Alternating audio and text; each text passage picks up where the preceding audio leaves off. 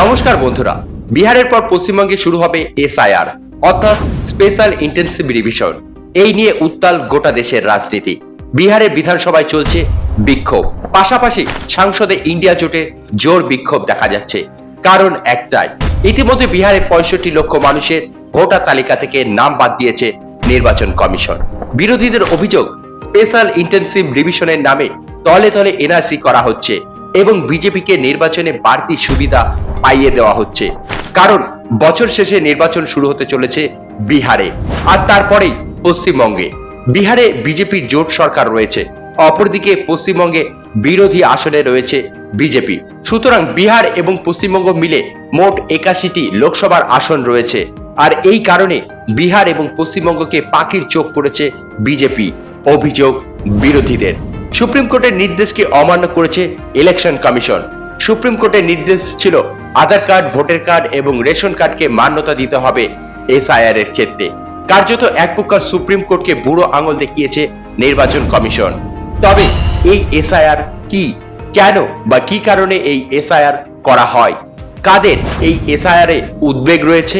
ইতিমধ্যে বিহারে এসআইআর হওয়ার কারণে পশ্চিমবঙ্গ মানুষের মধ্যে এই মুহূর্তে অনেকগুলি প্রশ্ন ঘুরে বেড়াচ্ছে। আসুন ভিডিওতে বিস্তারিত আলোচনা করব এবং এই বিষয়ে বোঝার চেষ্টা করব গভীরে গিয়ে। এবার কি এসআইআর স্পেশাল ইন্টেনসিভ রিভিশন বাংলায়?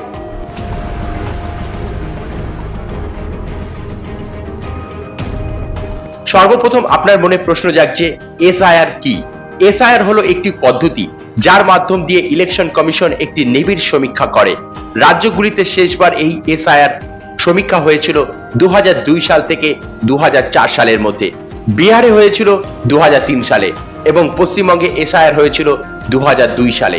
এই প্রক্রিয়া দিয়ে যাচাই করা হয় ভোটার তালিকায় থাকা নামেদের মধ্যে কারা মৃত, কারা অন্যত্র চলে গিয়েছে, কারা ভুয়ো ভোটার। গভীরে গিয়ে তার সমীক্ষা করে কমিশন। তারপরে তৈরি হয় সংশোধিত তালিকা।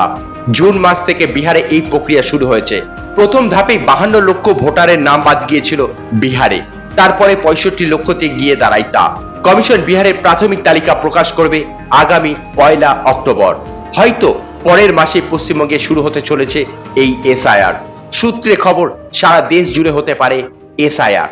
2002 সালে শেষবার এসআইআর হয়েছিল পশ্চিমবঙ্গে। সুতরাং 1 জুলাই 1987 সালে কিংবা তার আগে যে সকল ভোটারদের জন্ম হয়েছে তাদের প্রত্যেককে নিজের একটি ডকুমেন্টস জমা করতে হবে।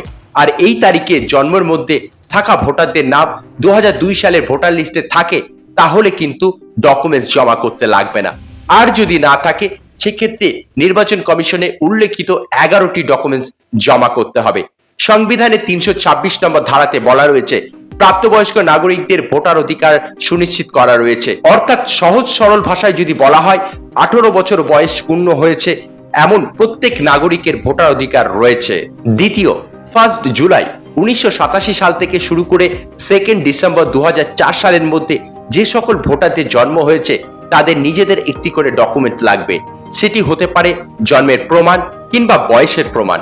এর পাশাপাশি দিতে হবে বাবা অথবা মা যে কোনো একজনের নথি, জন্ম বা বসবাসের প্রমাণ নির্বাচন কমিশনের উল্লেখিত নথির মধ্য থেকে।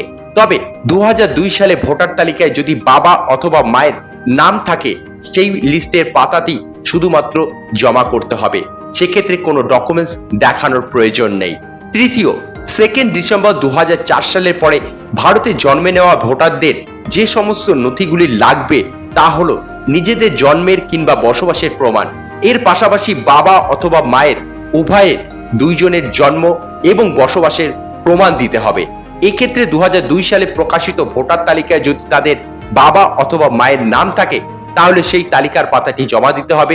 সুতরাং ডকুমেন্টসের প্রয়োজন পড়বে না বাবা এবং মায়ের। আর না থাকলে নির্বাচন কমিশনের উল্লেখিত ডকুমেন্টসগুলি জমা করতে হবে। এখন প্রশ্ন হচ্ছে, কি কি নথি থাকার প্রয়োজন রয়েছে আপনার? বিহারের ক্ষেত্রে 11টি নথি নির্দিষ্ট করে দিয়েছে কমিশন। অর্থাৎ অন্য রাজ্যে এসআইআর হলে নথির সংখ্যা একই থাকবে বলে মনে করছেন এই প্রক্রিয়ার সঙ্গে জড়িত আধিকারিকরা। কারণ তা না হলে নির্বাচন কমিশনের নিরপেক্ষতা নিয়ে প্রশ্ন উঠবে। যে 11টি নথির কথা বলা হয়েছে সেগুলি হলো, প্রথম, আপনি কেন্দ্রীয় বা রাজ্য সরকারের কর্মচারী বা অবসরপ্রাপ্ত কর্মচারী হলে আপনার সেই পরিচয়পত্রটি লাগবে। আপনার নামে 1987 সালের 1 জুলাইয়ের আগে কোনো সরকারি নথি, ব্যাংক, পোস্ট অফিস, এলআইসি নথি গ্রাহ্য করা হবে। 3 নম্বর, জন্মের শংসাপত্র অর্থাৎ বার্থ সার্টিফিকেট। 4 নম্বর, বৈধ পাসপোর্ট। 5 নম্বর, যে কোনো বোর্ড অথবা বিশ্ববিদ্যালয় থেকে পাওয়া শিক্ষা সংক্রান্ত শংসাপত্র যেখানে জন্মসাল এবং তারিখের উল্লেখ রয়েছে। 6 নম্বর, সংশ্লিষ্ট এলাকায় স্থায়ী বসবাসকারীর শংসাপত্র। 7 নম্বর, তপশিলি জাতি, উপজাতি এবং অন্যান্য অগ্রাধিকার শ্রেণীভুক্ত হলে তার শংসাপত্র। 8 নম্বর, জাতীয় নাগরিক পঞ্জিকা অর্থাৎ এনআরসি তালিকায় নাম থাকা। 9 নম্বর, বনাঞ্চলে আধিকারিকের শংসাপত্র। 10 নম্বর, রাজ্য সরকার বা স্থায়ী প্রশাসনের তৈরি করা পারিবারিক রেজিস্টার। 11 নম্বর, সরকার প্রদত্ত জমি বা বাড়ির নথি, দলিল, পর্চা ইত্যাদি। যদি এই ভিডিওটি আপনি সম্পূর্ণ দেখে থাকেন তাহলে বুঝে যাবেন যে পশ্চিমবঙ্গে এসআইআর হলে আপনাকে কি করতে হবে। সুতরাং শুরু হবার আগেই প্রস্তুত হয়ে যান।